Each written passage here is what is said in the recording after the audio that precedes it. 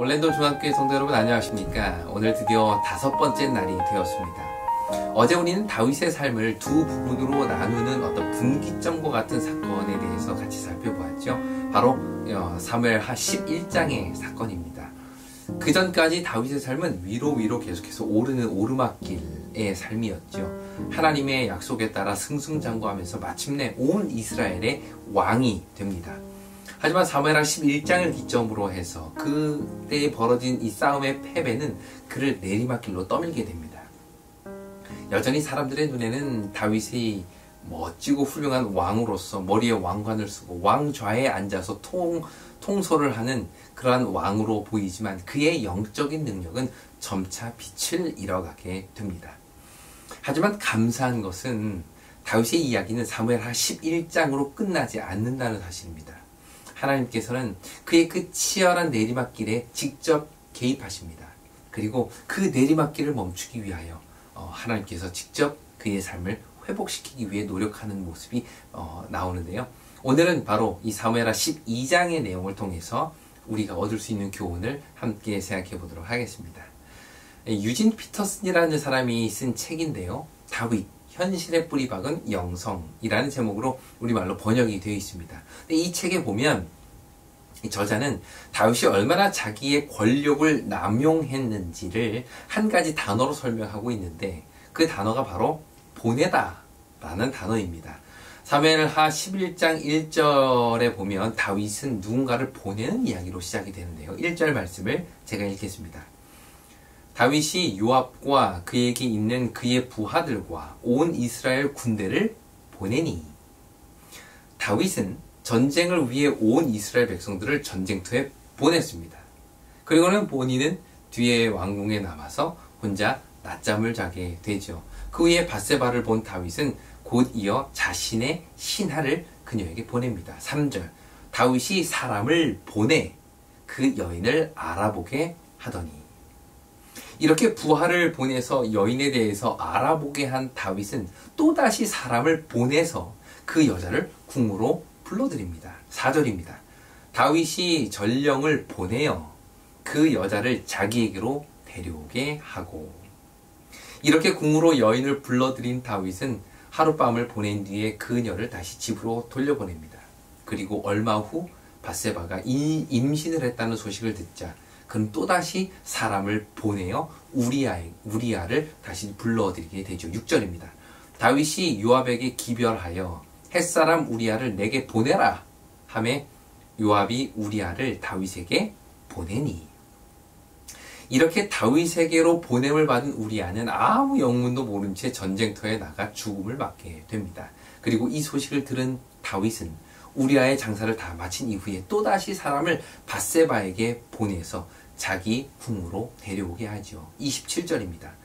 그 장사를 마침에 다윗이 보내어 저를 궁으로 데려오니 저가 그 처가 되어 아들을 낳으니라.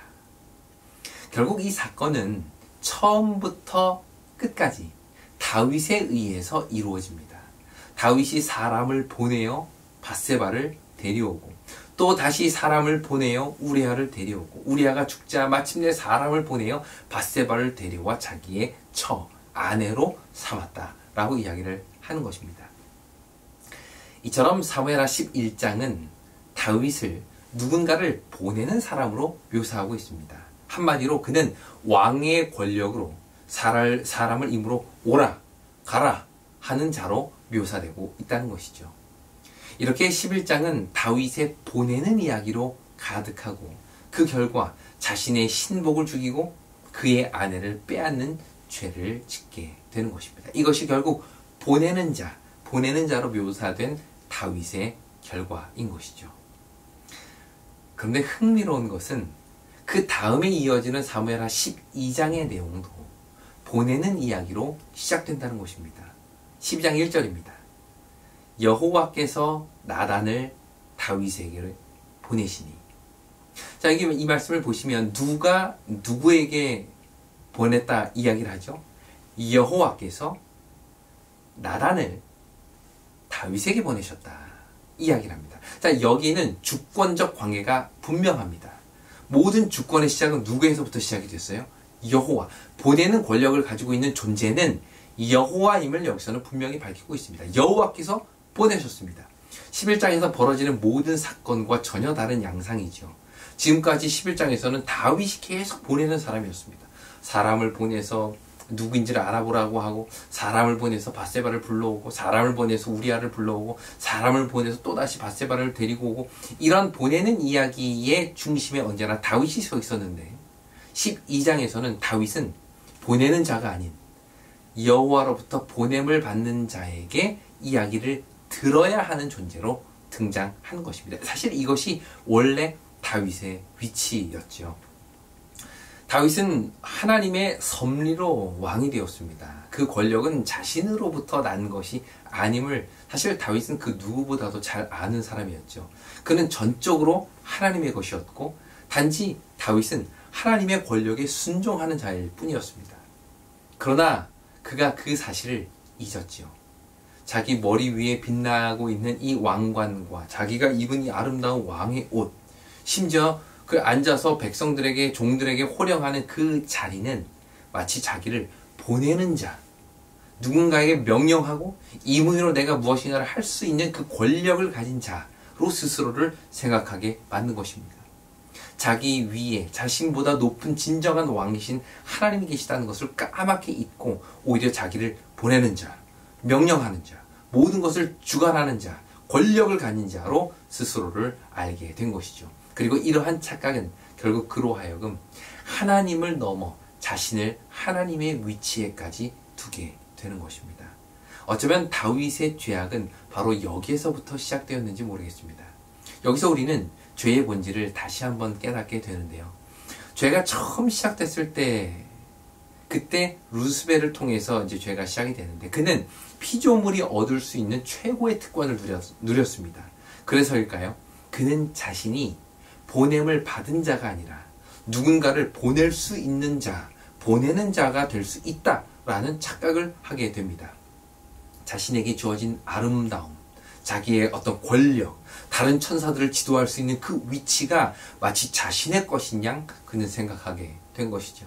그 결과 그는 자기의 보좌를 하늘까지 높이고자 하는 마음을 갖게 되었고요. 온 우주의 죄악의 시작이 된 것입니다. 우리도 때로는 자신을 보내는 자로 착각할 때가 있습니다. 마치 내가 가진 지위나 역할이 곧 나의 것인 양, 하나님의 뜻이 아닌 내 뜻대로 어떤 일을 하고자 하는 마음이 들 때가 있다는 것이죠. 우리는 얼마나 자주 우리 자녀들에게 보내는 자의 모습을 보여왔습니까? 부모라는 역할이 하나님으로부터 받은 청지기 직분이라는 사실을 잊어버리고 오히려 내 욕심대로, 내 생각대로, 내 뜻대로 자녀를 가르치고 키워오지 않았습니까? 신앙보다는 학업을, 품성보다는 능력을, 겸손보다는 오히려 교만함을 그들에게 가르쳐오지는 않았느냐는 것입니다. 우리 중 누구라도 자신을 보내는 자의 자리에 둘 때 바로 거기에서부터 죄가 시작이 되는 것입니다. 교회에서도 마찬가지죠. 우리에게 주어진 직분은 결코 우리를 보내는 자로 만들기 위함이 아닙니다. 오히려 그것은 하나님의 뜻이 무엇인지를 깨닫고 그 뜻대로 교회를 섬기기 위해 보냄을 받은 자로서 교회를 섬기는 것이 우리가 가지고 있는 직분이지요. 그런데 우리는 얼마나 자주 이 교회를 내 뜻대로, 내 기호대로, 내 생각대로 이끌려 해왔습니까? 하나님의 뜻을 진지하게 묻는 대신에 내 뜻을 설득하고 강제하기 위해서 우리는 얼마나 많은 시간들을 보내왔습니까? 우리 각자가 보내는 자가 아니라 보냄을 받은 자라는 사실을 기억함으로 이 교회를 섬길 때 마침내 하나님께서는 우리를 통해서 당신의 뜻을 이루실 수 있으실 것입니다. 결국 하나님께서는 보내는 일에 익숙한 다윗에게 한 사람을 보내십니다.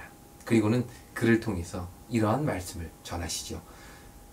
사무엘하 12장 1절부터 4절까지 있는 말씀을 보시겠습니다. 여호와께서 나단을 다윗에게 보내시니 그가 다윗에게 가서 그에게 이르되 한 성읍에 두 사람이 있는데 한 사람은 부하고 한 사람은 가난하니 그 부한 사람은 양과 소가 심히 많으나 가난한 사람은 아무것도 없고 자기가 사서 기르는 작은 암양 새끼 한 마리뿐이라.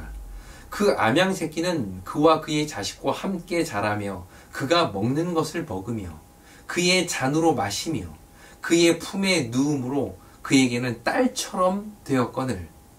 어떤 행인이 그 부자에게 오매 부자가 자기에게 온 행인을 위하여 자기의 양과 소를 아껴 잡지 아니하고 가난한 사람의 양 새끼를 빼앗아다가 자기에게 온 사람을 위하여 잡았나이다 하니.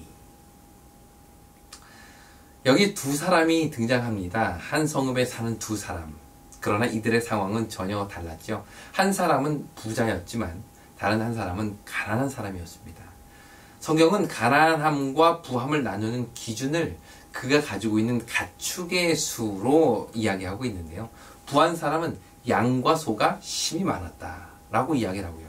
반면에 이 가난한 사람은 자기가 직접 돈 주고 산 암양 새끼 한 마리뿐이었다라고 이야기를 합니다.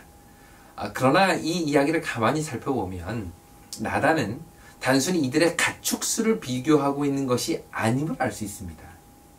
오히려 그는 수치적인 것으로 표현할 수 없는 특별한 가치에 대해서 이야기하고 있는데요. 그게 바로 3절에서 이야기하고 있는 이 표현, 딸처럼 되었거늘 이라는 표현입니다. 여기 나오는 이 가난한 사람에게는 가축 한 마리가 없었습니다. 그래서 암양 새끼를 직접 사서 길렀다라고 이야기를 하는데요. 그 암양 새끼는 그와 그 자식과 함께 자라며 같이 먹고 같이 자고 같이 마시고 같이 그의 품에 누우며 자랐던 그의 딸과 같은 존재였다라고 성경은 이야기를 합니다. 왜 나단은 단순히 가축 많은 사람이 암양 새끼 한 마리밖에 없었던 그 가난한 자의 것을 빼앗았다 라고 이렇게 단순하게 이야기하지 않고 이런 장황한 설명들을 그가 덧붙였을까요?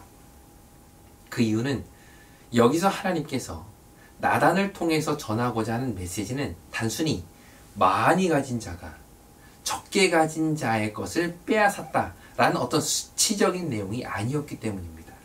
성경은 여기서 수치가 아니라 가치에 대해서 이야기하고 있습니다. 자, 여기 돈이 많은 사람에게 양이나 소가 같이 있었을까요? 부자에게 비록 그가 가지고 있는 소와 양이 많지만 그 한 마리 한 마리가 이 부자에게는 가치 있는 것이었을까요? 당연하죠. 무엇을 보면 알 수 있을까요? 자기의 가축이 가치 있기 때문에 남의 가축을 가지고 와서 잡은 것 보면 이 부자에게 있어서도 이 가축 한 마리, 양 한 마리는 꽤나 가치 있는 것으로 여겨졌던 모양입니다. 그러나 그 가치는 어디까지나 재산으로서의 가치에 지나지 않았다는 것이죠. 양 한 마리, 소 한 마리는 그에게는 다 돈이었습니다. 그러므로 4절에서 부자가 자기의 양과 소를 아껴 잡지 아니하였다라는 말은 그 양과 소의 존재 자체를 아꼈다기보다는 자기 돈을 아낀 것입니다. 반면에 이 가난한 자는 어떠했을까요? 그에게 있어서 암양 새끼는 이 성경 표현에 의하면 딸과 같았다라고 이야기를 합니다. 딸과 같았다. 이 양 새끼는요, 수치로는 결코 담아낼 수 없는 가치를 지닌 존재였습니다. 날마다 같이 먹고, 같이 자고, 같이 눕고 하면서 딸처럼 되었다는 이 말 속에는 그 양의 가치가 얼마나 컸는지를 우리에게 보여주고 있는 것이죠. 하지만 부자의 눈에는 여전히 그 양은 그냥 돈으로 보인 겁니다. 그래서 아무 거리낌 없이 그 새끼 양을 빼앗아다가 자기 손님을 대접하게 된 것이죠. 그러나 이 가난한 사람에게 있어서 부자가 빼앗아간 것은 자기의 양 한 마리 혹은 어느 정도의 재물이 아니라 그의 가장 소중한 가족, 그 무엇으로도 대체할 수 없는 딸, 그 딸을 빼앗아 갔던 것입니다. 이것이 바로 이 비유가 담아내고자 하는 핵심입니다. 어떤 양이 많은 사람이 양이 적은 사람 거를 빼앗아 갔다는 단순한 수치적인 문제가 아니라 여기서 이 나단은 바로 그 양의 가치를 소개하고 있는 것이죠. 이 이야기는 그대로 다윗에게 적용됩니다. 당시 다윗에게는 이미 3명의 아내가 있었죠. 뿐만 아니라 그는 한 나라의 왕으로서 자신이 원하는 권력을 누리며 살고 있었습니다. 한마디로 그는 모든 것을 다 가진 자였죠. 이러한 상황에서 다윗은 하나밖에 없는 남의 아내를 빼앗습니다. 이것은 단순히 부인 많은 사람이 부인 하나밖에 없는 사람의 부인을 빼앗은 그런 단순한 수치적인 이야기를 하는 것이 아닙니다. 다윗이 이러한 행동을 할 수 있었던 것은 누군가에게는 자기의 목숨과도 같이 소중한 아내를 단지 자신의 정욕 따위를 만족시키기 위한 도구 정도밖에는 생각하지 않았다라는 것을 우리에게 보여주는 것입니다. 그 남편에게는 이 아내가 얼마나 소중한 존재인지, 얼마나 귀하고 가치 있는 존재인지를 생각하지 못한 채 그냥 자기의 욕구를 채우기 위한 수단으로 그 여인을 바라보았다는 것이죠. 마치 이 양을 많이 가지고 있는 이 부자가 그냥 하나의 경제적 수단으로 남의 양을 바라보았던 것처럼 말입니다. 어떤 사람은 다윗이 밧세바를 사랑했다라고 말합니다. 하지만 그것은 사실이 아닙니다. 남의 아내를 빼앗은 다윗의 행동은 전적으로 자기의 정욕의 결과였습니다. 그에게는 여인을 한 영혼으로 대할 만한 겨를이 없었습니다. 단지 자기의 정욕에 따라 숨가쁘게 움직일 따름이었죠. 이날 나단은 바로 그 부분을 지적한 것입니다. 그의 죄악은 많이 가진 자가 적게 가진 자의 것을 빼앗은 것 그 이상의 것이었습니다. 오히려 그의 죄의 핵심은 한 사람, 그 한 영혼을 소중하게 바라보지 못한 죄, 그녀를 자기의 정욕을 채우기 위한 하나의 그냥 수단적으로만 바라본 그 죄, 사람을 도구로, 수단으로 바라본 것이 이 다윗의 죄의 핵심이었던 것입니다. 그런데 가만히 보면 오늘날 사람들 사이에서 일어나는 대부분의 문제는 바로 이러한 이유에서 생겨납니다. 상대방을 누군가에게 하나밖에 없는 아들, 딸로 대하지 못하고 길거리에서 그냥 오고 가는 수백 명의 사람 중에 하나로 바라보기 때문에 문제가 생기는 것입니다. 우리가 식당에서, 마트에서 만나는 그 아르바이트하는 학생들, 만약 우리가 그들도 누군가 그 부모에게 혹은 가족에게 정말 소중하고 가치 있는 존재라는 그 사실을 생각하고 그들을 바라본다면 과연 우리는 그들을 함부로 대할 수 있을까요?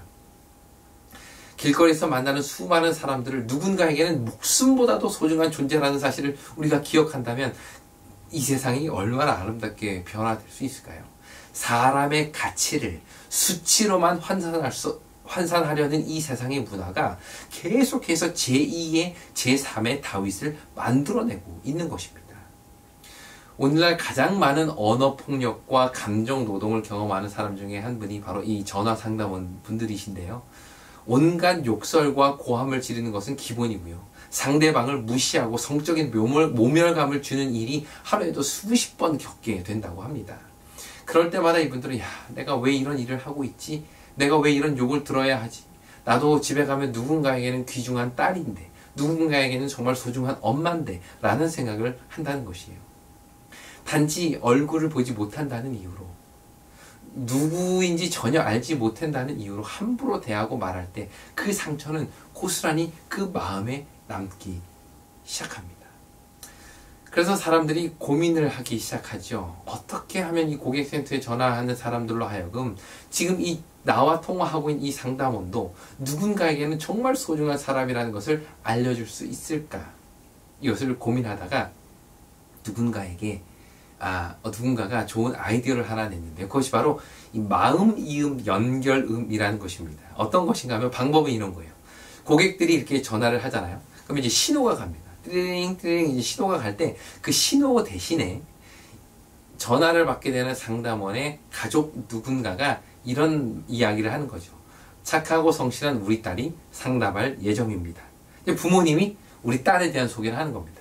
또 어떤 사람에게는 사랑하는 우리 엄마가 상담드릴 예정입니다. 이런 멘트를 그의 이제 아들이나 딸이 직접 녹음해서 들려주는 것입니다.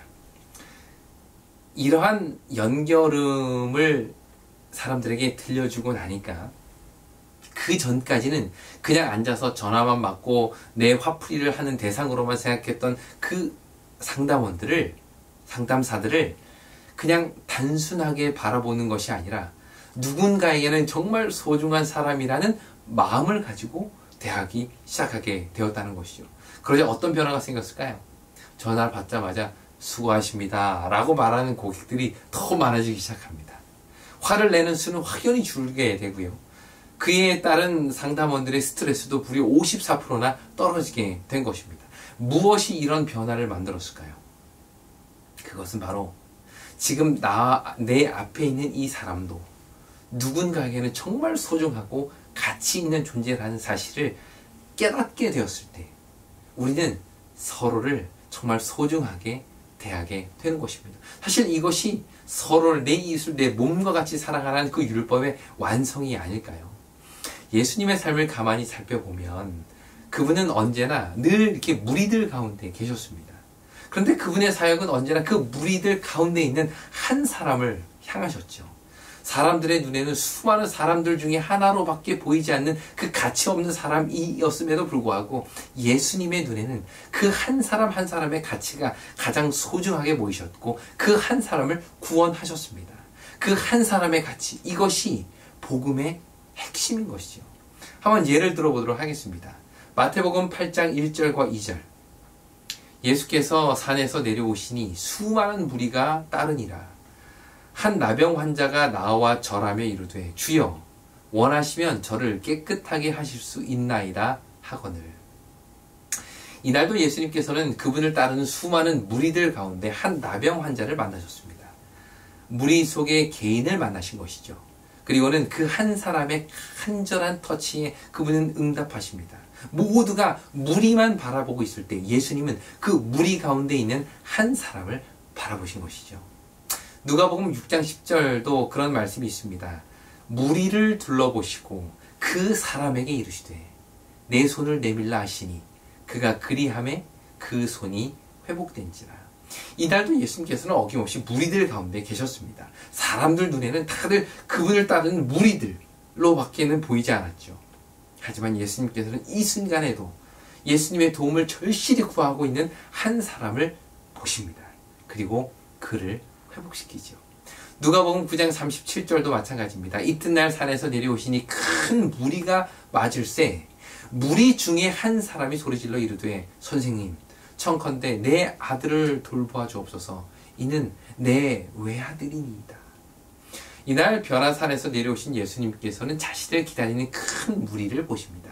그런데 그 순간 예수님의 눈은 무리 중에 한 사람에게 멈추시죠. 그리고는 그 한 개인 하나밖에 없는 그 아들을 귀신으로부터 자유롭게 하십니다. 또 마태복음 20장 29절과 30절에도 이런 이야기가 있습니다. 그들이 여리고에서 떠나갈 때에 큰 무리가 예수를 따르더라. 맹인 두 사람이 길가에 앉았다가 예수께서 지나가신다 함을 듣고 소리질러 이르되 주여 우리를 불쌍히 여기소서 다윗의 자손이여 하니. 여리고를 떠나시는 예수님 주위에는 큰 무리가 따르고 있었습니다. 그런데 바로 그때 두 맹인이 예수님이 지나가신다는 소식을 듣고 소리를 지르죠. 사람들은 시끄럽다고 조용히 좀 하라고 외치지만 그들은 그 외침을 멈출 수가 없었습니다. 이것이 그들의 마지막 기회였기 때문이죠. 그래서 그들은 예수를 향해 소리를 외쳤고 예수님은 그 수많은 무리들 가운데 그 한 개인의 간절한 기도에 응답하시는 것입니다. 이처럼 성경은 언제나 무리 가운데 한 사람, 구원이 절실하게 필요한 그 한 사람에게 집중하고 있는 예수님의 모습을 우리에게 소개합니다. 이것이 바로 나단이 이야기한 비유의 핵심입니다. 다윗의 죄는 단순히 부유한 자가 가난한 자의 것을 빼앗았다라는 산술적이고 수치적인 죄의 그 이상입니다.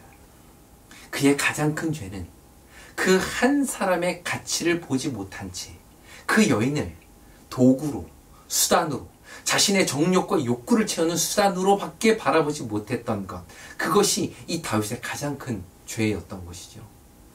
이처럼 세상에서 벌어지는 사람들 간의 죄악은 언제나 그 한 사람의 가치를 깨닫지 못한 데서부터 시작이 됩니다. 내가 화를 내고 있는 그 사람이 누군가에게는 가장 소중한 사람이라는 것, 누군가에게는 가장 존경하고 의지하는 엄마, 아빠라는 사실을 우리가 안다면 우리는 결코 그들을 함부로 대할 수 없을 것입니다. 마트에서, 식당에서, 카페에서 힘들게 일하시는 분들이 누군가에게는 가장 사랑하는 아들과 딸이라는 사실을 기억한다면 어떻게 우리가 그들을 함부로 대할 수가 있겠습니까? 내가 비난하고 따돌린 그 사람들이 부모로부터 12시간 일하고 돌아와서 아이의 얼굴만 봐도 행복해지는 그 자녀라면 우리는 절대 그를 쉽게 대할 수 없을 것입니다. 여전히 전 세계의 가장 큰 난제 중에 하나로 꼽히는 것이 바로 이 난민 문제입니다. 내전으로 인해서 모국을 떠나서 행복한 삶을 꿈꾸기 위하여 여행을 시작한 사람들, 주로 이들이 이 배를 타고 다니기 때문에 보트피플이라고도 하는데요. 그런데 문제는 이렇게 살기 위해 바다에 뛰어든 사람들의 수많은 사람들이 그냥 바다에서 생을 마감하게 된다는 것입니다. 통계에 따르면 유럽에 들어오는 사람, 시리아 난민의 수가 약 한 1년에 35만 명. 근데 이 중에 지중해를 건너다가 목숨을 잃은 사람들이 2,000명 이상이라고 합니다. 한 번은 오스트리아 국경에서 넘어오던 시리아 난민이 70여 명이 숨진 채 그냥 냉동 트럭에서 발견된 사건들도 있고요. 이렇게 난민들이 대거 유럽으로 몰려오자 유럽 각국들은 긴장하기 시작했죠. 그들은 경찰력을 동원해서 난민들이 오는 길을 다 막아서게 됩니다. 때로는 거센 폭력으로 그들을 대하기도 하죠. 유럽은 이렇게 살아보려고 오는 사람들과 그들을 받을 수 없다는 사람들 사이의 갈등 속으로 점점 혼란스러워지고 있었습니다. 그런데 그러던 어느 날 이 양자 간의 대립을 무너뜨린 한 사건이 벌어지게 되는데요. 지금으로부터 약 한 5년 전 사건이죠. 2015년 9월 2일 이 한 장의 사진이 전 세계를 충격으로 몰아넣은 것입니다. 바로 이 사진인데요. 터키 보드름 해변 인근에서 한 소년의 시체가 발견이 됩니다. 그의 이름은 아일란 쿠르디. 파도에 떠밀려 온 것으로 보이는 이 아이는 이미 목숨을 잃은 상태였습니다. 이제 겨우 3살이 된 이 소년은 전쟁을 피해서 바다에 건너오던 시리아 난민이었습니다. 아일란은 가족들과 시리아 북부에서 육로로 터키로 이렇게 탈출한 뒤에 에게해를 건너서 그리스의 코스라는 섬으로 가려고 했습니다. 그러나 그들이 타고 있던 배가 난파되면서 아버지를 제외한 어머니, 형, 그리고 이 아이까지 세 가족이 다 목숨을 잃게 된 것이죠. 그런데 이 한 장의 사진이 난민을 숫자로만 바라보던 세계를 한 명의 사람으로 바라보게 만드는 계기가 되었습니다. 이 한 장의 사진을 통해서 사람들은 생각했죠. 시리아 북부 코바디라는 작은 마을. 매일 아침 이 아일란이라는 아이는 골목 귀퉁이에 주저앉아 돌멩이로 구슬치기를 하며 놀았을지 모르겠습니다. 수시로 들려오는 총성은 이제 놀랍지도 않죠. 무너져버린 건물 더미와 피 흘려 죽어가는 사람들의 모습도 그들에게는 이미 익숙한 모습이었을지 모르겠습니다. 그러던 어느 날 밤 아빠가 급히 아이를 깨웁니다. 그리고 엄마와 5살 형과 함께 어디론지 급히 떠나게 되죠. 졸린 눈을 비비면서 무작정 아빠를 따라 나선 이 어린 아이 아일라는 그날 시리아에서 터키에서 그리스로 가는 여행에 몸을 싣게 됩니다. 아마 엄마는 아이에게 이렇게 이야기하지 않았을까요? 얘야, 거기에 가면 아무 걱정하지 않고 살 수 있어. 학교도 다닐 수 있을 거야. 그곳에 가면 흰색 갈매기랑 하루 종일 놀 수도 있어. 총성 대신 파도 소리를 들으며 너는 잠들 수 있단다. 라고 말이죠. 그 말에 아일리는 보트를 타면 곧 천국에 갈 수 있을 것이라는 믿음을 가졌을지 모르겠습니다. 그래서 그는 두려움도 없이 엄마의 손을 잡고 배에 오르게 되죠. 그날 밤, 별도 없이 캄캄했던 그날 밤, 보트는 뒤집혔고 하늘도 뒤집혔고 엄마와 아빠와 형 그리고 이 막내 아일란도 뒤집히게 됩니다. 아무리 엄마를 불러보았자 밀려온 것은 그의 이 폐를 채우는 짠물 뿐이었겠죠. 그렇게 아일란은 파도에 떠밀려 결국 터키의 한 해변에 도착하게 됩니다. 지극히 평범한 천국을 꿈꾸었던 3살 아일란. 그것이 그가 만난 세상의 마지막 모습이었습니다. 엄마 말대로 흰 갈매기가 날아다니는 해변에서 파도 소리를 들으며 잠을 자게 된 것이죠. 이것이 이 한 장의 사진이 만든 변화입니다. 사실 아일란과 같이 죽어가는 사람들이 얼마나 많은지 모릅니다. 다시 말해 세상에서 난민의 죽음은 흔한 사건입니다. 그러나 이 한 장의 사진을 통해서 세상은 그의 죽음을 유일한 죽음으로 느끼기 시작합니다. 늘 있는 일, 얼마든지 죽을 수 있는 일, 너무나도 쉬워서 그냥 몇 명 죽었다, 사망자가 몇 명이다 라고 수치로만 바라보았던 사람들의 눈이 이제는 그 수치로서의 생명이 아니라 그 한 사람 한 사람의 삶을 마음으로 받아들이게 된 것입니다. 그러자 독일이 난민을 향해 문을 열었습니다. 유럽 여러 나라들도 그들의 난민 정책을 바꾸기 시작하죠. 유럽뿐만 아니라 전 세계 여러 나라들도 난민을 바라보는 눈이 바뀌기 시작합니다. 그들은 이렇게 말하기 시작하죠. 전 세계의 잘못으로 한 아이가 죽었다. 이는 우리 모두의 잘못이다. 이 아이의 죽음을 2,000명 중에 한 사람으로서가 아니라 세상에 단 하나밖에 없는 아이의 죽음으로 받아들일 때 거기서부터 세상은 변화되기 시작한 것입니다. 다윗의 죄는 한 여인을 그냥 자신의 정욕을 채우는 대상으로밖에 여기지 않았다는 것에서 시작되었습니다. 그런 다윗에게 하나님은 나단을 통해서 이 여인의 가치를 말씀해 주신 것이지요. 그에게는 딸처럼 되었거늘. 다윗은 이 비유를 통해서 비로소 한 사람의 가치를 깨닫게 됩니다. 이스라엘의 왕으로서 백성 한 명 한 명을 어떻게 바라보아야 할지를 그는 거기서 배우게 된 것이죠. 그런데 더 놀라운 것은 하나님 눈에 비친 그 한 사람의 가치가 가장 사악하고 추악스러운 일을 저지른 그 다윗 자신에게도 예외 없이 적용되었다는 것입니다. 죄인인 자신을, 이렇게 보잘것없고 파렴치한 자신을 가치 있게 바라보시는 하나님을 그는 그 인생의 내리막길에서 경험하게 된 것이죠. 13절입니다. 다윗이 나단에게 이르되 내가 여호와께 죄를 범하였노라 하매 나단이 다윗에게 말하되 여호와께서도 당신의 죄를 사하셨나니. 예수님의 십자가는 지금 내 앞에 있는 이 사람이 얼마나 가치 있는 존재인지를 보여줍니다. 그러나 동시에 그 십자가는 나 같은 죄인도, 나 같은 파렴치한 인간도 하나님께서는 용서하시고 사랑하신다고 외치고 있습니다. 이것이 내리막길을 내달리는 다윗이 만난 십자가인 것이죠. 이처럼 십자가는 죄인인 나를 사랑하시고 용서하시는 예수님의 마음을 보여주는 동시에 지금 내 눈 앞에 서 있는 그 사람, 때로는 내가 분노하기도 하고 원망하기도 하고 조롱하기도 했던 그 사람이 얼마나 가치 있는 존재인지를 보여주는 것이 바로 십자가입니다.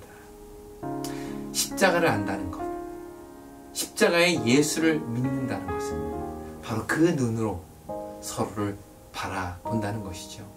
우리의 눈이 그렇게 바뀔 때 우리는 비로소 내 이웃을 내 몸과 같이 사랑하라 라는 그 율법을 이루며 살게 될 것입니다. 그 놀라운 역사가, 그 눈의 변화가, 그 마음의 변화가 오늘 예수의 십자가를 믿고 따라가는 우리의 삶 가운데, 우리의 눈 가운데 일어나게 되기를 간절히 바라면서 오늘 말씀을 마치겠습니다. 함께 기도하겠습니다. 사랑의 아버지 하나님, 정말 죄 많고 허물 많은 저희를 세상에서 단 하나밖에 없는 소중한 존재로 바라봐 주시니 그 은혜를 감사드립니다. 이제는 그 예수의 마음으로 세상을 바라보게 하시고 한 사람 한 사람을 소중히 가치 있게 대할 수 있는 우리가 되게 인도하여 주시옵소서. 예수님의 이름으로 기도드립니다.